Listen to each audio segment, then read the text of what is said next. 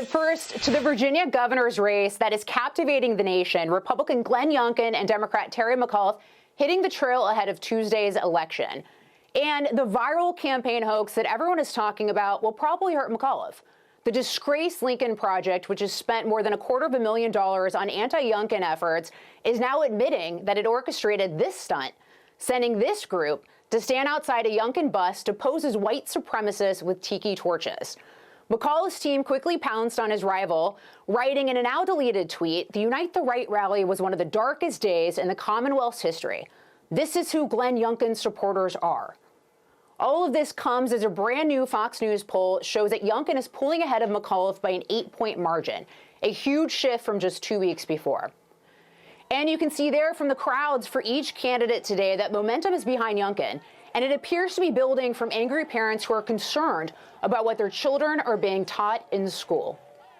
I really like a lot of the things that he stands for, like getting rid of critical race theory, school choice. Terry McAuliffe and his campaign implies that Glenn Youngkin supporters are white nationalists. Are you a white nationalist, sir? Last time I checked, I'm brown skin. I want CRT out of our schools, lower taxes, and just to be free. With these crazy mandates, it's America. Yeah, so that guy's like, yeah, no. So, you know, a lot to unpack here, guys. But Tyrus, let's start with Tiki Torch Gate. What's your reaction to it? What's the takeaway? Wow. Is that where we're at? Is that what we're doing? Listen, I have been talking about this for like the last 2 weeks. I said it on Outnumbered. I said it out on Falker Focus, Gutfield, America's Newsroom. Anyone who would listen, I said, keep messing with these moms and dads. Keep messing with middle-class America, trying to take away the two things that we care about a lot, and that's our good policing and our education system, and telling us that we have no say, no voice, and if we do speak up for ourselves or try to protect our kids, we're domestic terrorists. Oh, hell no. And then you want to make this up?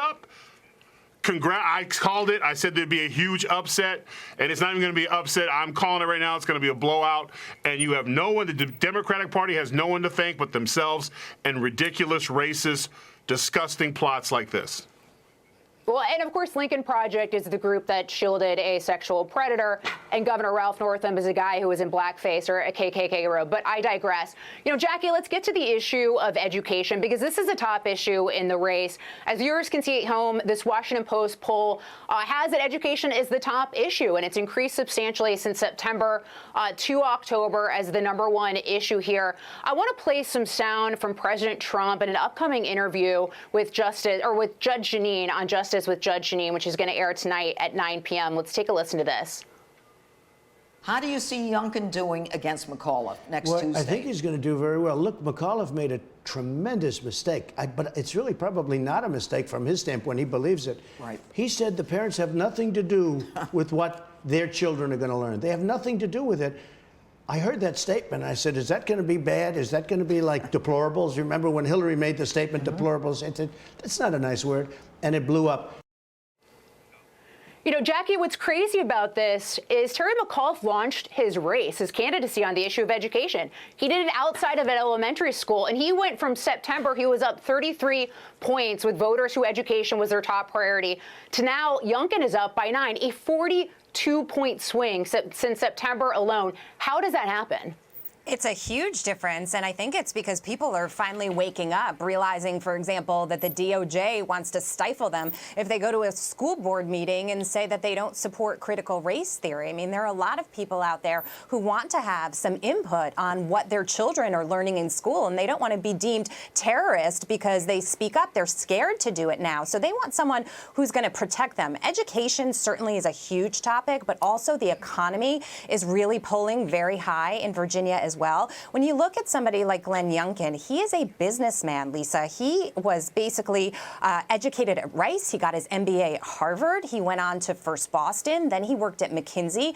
And then he went on to be the CEO of the Carlyle Group. If you're worried about the economy, if you're worried about education and a lot of other issues out there, who better to manage the state than Youngkin? And I think people are starting to sort of look around at what's happening, especially in context of the Biden agenda right now and what the Democrats Democrats are doing with their spending. And they're saying, hold on a second here. We don't want this. That's why there are checks and balances in government. That's a great point, Jackie. You know, Sean, Bill Maher on his show said, you know what, I called this, right? I said this months ago that this election could, or education could be an issue this election. Let's take a listen, if I could talk, to what he said. Terry McAuliffe, he was the governor. He's running again. He should walk away with it. Biden won the state by 10 points. It has not gone statewide for a Republican since 2009. He's neck and neck because the issue became schools. I said this months and months ago, that the issue in the coming elections is going to be what's going on in the schools. Why? Parents vote. And they don't like what's going on in school. They feel like they are losing control. And this became the issue in this election. Trust me, this is going to be a huge barometer kind of election because Terry McAuliffe loses. People are going to understand, yes, oh, that's right. It is going to be about that.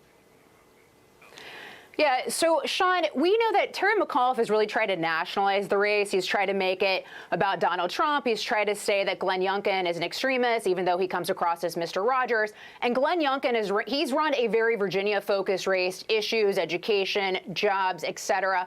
As someone who knows a thing or two about campaigns, what's your take on talk about the difference between those two strategies and why it's important?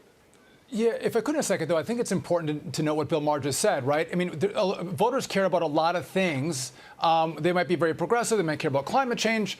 But if you don't have something very personal to you going right, like the nuts and bolts, like education of your child, if they're not teaching math, science, English, but are teaching critical race theory, all of a sudden that becomes the #1 issue because your kids are the most important thing to you, and that's driving this turnout. And I think, if Glenn Youngkin wins, it's going to be, obviously, as we agree here, on education. But I think it's important to look right. So the McAuliffe campaign is trying to say, listen, this is all Donald Trump Republican in Virginia, and obviously Virginia didn't vote for Donald Trump, so that could be a big hit. But Youngkin's keeping this right at home. He's keeping it on core issues that these folks care about. And if I just make one last point, when I look at this Tiki Torch Lincoln Project protest that you mentioned at the start of this segment, this is a sign of failing campaigns. Democrats are losing, McAuliffe is losing, and therefore they try these tactics. When you're winning and everyone's coming out and cheering you on and your crowds are huge, you don't do these kind of things, right?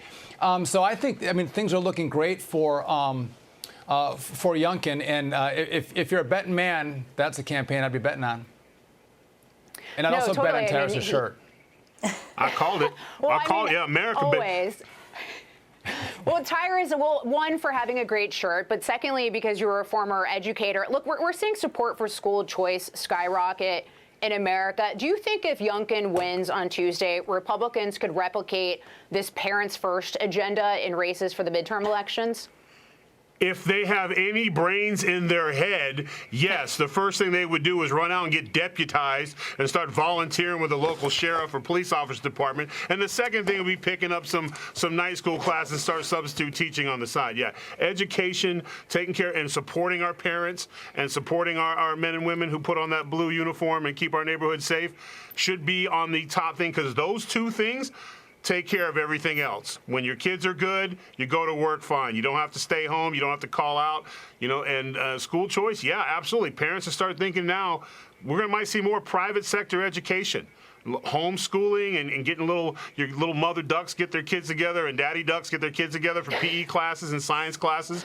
We're going to start seeing one thing with this pandemic and having a transparent president like President Trump is people are involved now. We pay attention to the issues. You can't play the big bad wolf is coming when we're all wolves. We're not worried about that. So fix my schools, keep my police employed and paid, and the Democrats aren't interested in that. Republicans should not just seize on it, right, but believe on it and do it, because if you sell wolf tickets and don't, when you get in there, if he doesn't support education, right, he'll be no better than the Democrats. So yeah, get involved. All right, there you go. So some free campaign advice.